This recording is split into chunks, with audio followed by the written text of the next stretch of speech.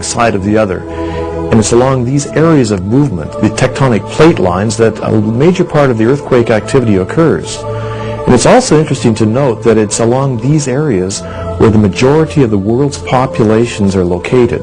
And when we look to the scriptural account in the future, and the Bible tells us that the cities will fall, it's interesting to note that these major cities are located along these tectonic plate lines. My biggest concern is when I hear about the earthquakes increasing, and when I look back many years ago, I can't recall that many happening. I think natural disaster, I mean, for every century there's like tons of them, so you can't do anything about it. It's natural.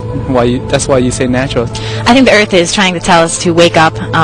As far as with the ozone layer, it's trying to say help me, because we're just totally depleting the whole entire Earth, and one of these days we're going to be basically out of luck, and none of us are going to be alive, because all the trees are going to be gone, the water's going to be polluted, and we're all going to be dead. In Revelation chapter 11 verse 18 we read, "The nations were angry, and your wrath has come, and should destroy those who destroy the earth." God knew that man, left unchecked in his selfishness and greed, would eventually destroy the earth. And we watch as man continues to ravage the environment, giving no concern for the future generation. It is a matter of fact that this generation has done more to destroy planet Earth than any generation before. Consider one statistic. According to Al Gore in his book Earth in the Balance, we are exponentially destroying thousands of animal, bird, and fish species each year. This destructive trend began during our current generation. We're seeing some catastrophic environmental effects in this country with wetland loss and topsoil loss. Scientists know very well today that atmospheric carbon dioxide is increasing very significantly. We know with certainty that the burning of fossil fuels is causing significant damage to the Earth's biosphere. By the time we get into the middle of the next century, a magnitude of heat wave or a drought that we might have only experienced once in the 20th century, we might be experiencing once every 10 years. This generation is witnessing tremendous environmental destruction, not due to population growth, but rather to a selfish and gluttonous society that has polluted our water, air, and land, all under the banner of progress and advancement. One of the concerns that we have with the depletion of the ozone layer is that we know that ultraviolet radiation increases, and that ultraviolet radiation actually causes skin cancer. And it's interesting, according to the Bible, in the book of Revelation, that the Bible talks about sores breaking out on the flesh of people. So certainly it's a possibility that this very scenario that's taking place is preparing us for something which is yet to come. Of course, if there were a major exchange of nuclear weapons, this would dramatically decrease the ozone blanket that protects and shields the Earth, and it would be even more dangerous for people to have any exposure to the sun. Already we are having skin cancers and so many problems that have developed because of the increased radiation now, but it's going to increase even more according to the prophecies in the book of Revelation. International initiative is needed to seek new solutions for ozone depletion and global warming and acid rain. The concentration of carbon dioxide in the air has increased by over 10% since 1958, and by nearly 25% since the Industrial Revolution. Without ozone in our atmosphere, I would probably need a sunscreen protection factor of 500, and probably even that would not be enough. Concerning the very last days, we read in Revelation chapter 16, "Then the fourth angel poured out his bowl on the sun, and power was given to him to scorch men with fire. And men were scorched with great heat. They blasphemed the God of heaven because of their pains and their sores, and did not repent of their deeds." Without the ozone layer protecting us, we would literally be scorched. Add to that the continued trend toward global warming and the greenhouse effect, and it's not difficult to see how this prophecy might soon be fulfilled. One of the things that concerns people today is to see the erratic changes that are taking place in weather. Almost every day when we turn on the television or read the newspapers, we find that something is taking place in the world where there is a great catastrophe occurring. These are exactly the kinds of things that Jesus talked about, the warning signs which would indicate that the time of his return was soon.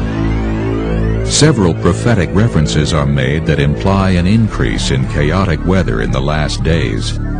Jesus said, "For in those days there will be tribulation, such as has not been since the beginning of creation."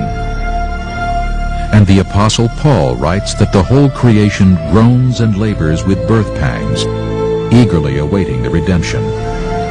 Just as a woman's birth pangs increase in frequency and strength as the time of delivery draws near, so too, the Bible tells us, the creation will groan and labor with increased frequency.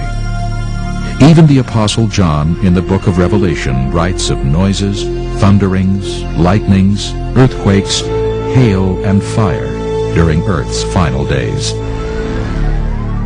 The following quote was taken from the December 1994 issue of World Watch, a collection of press reports compiled by the environmental group Greenpeace from 6 continents between 1990 and 1994, displays a remarkable litany of the highest floods, longest droughts, most severe wildfires, and worst heat waves ever recorded.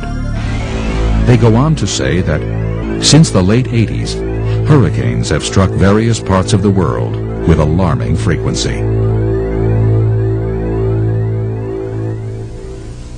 Among the many prophecies that Jesus gave as signs of the last days, his disciples said, "Master, what will be the sign of your coming and of the end of the world," and so forth. And he laid it out for them. And among them was famine and pestilence.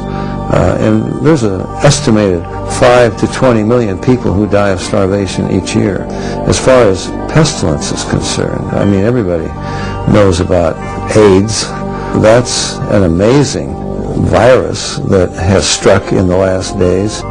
We are reading constantly of the tremendous famines that are gripping different areas of the world, and along with those, of course, the viruses, the HIV, and many different viruses that we have not really found yet the answer for. So these are all signs of the soon return of Jesus Christ. We've just seen the devastating effects of the environment.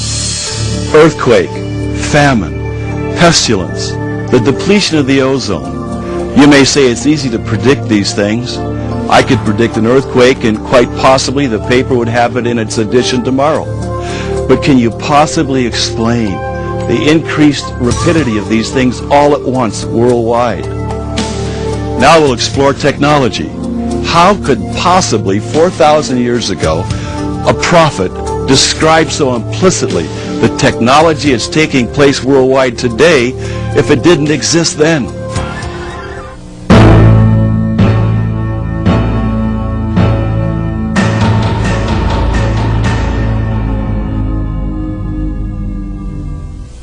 Among the prophecies in Daniel, of course, in the last days, he very clearly specifies the last days, knowledge will increase and many will run to and fro. And I do an awful lot of traveling, probably 150,000 miles a year. And I can tell you, I think of it every time I go into an airport. And I can remember when it wasn't like this. It's amazing.